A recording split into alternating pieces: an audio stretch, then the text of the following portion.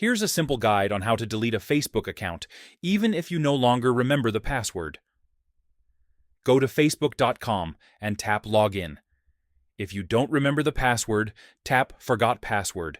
Enter the email or phone number connected to the old account. Facebook will offer recovery options like sending a code to your email, phone number, or logging in with your Google account. If you still have access to any of these, reset your password, log in, and delete the account normally. If you no longer have access to the email or phone number on the old account, you can still request Facebook to remove it. Log in with a different Facebook account. Search for the old profile you want to delete. Open the profile and tap the three dots. Select Report Profile.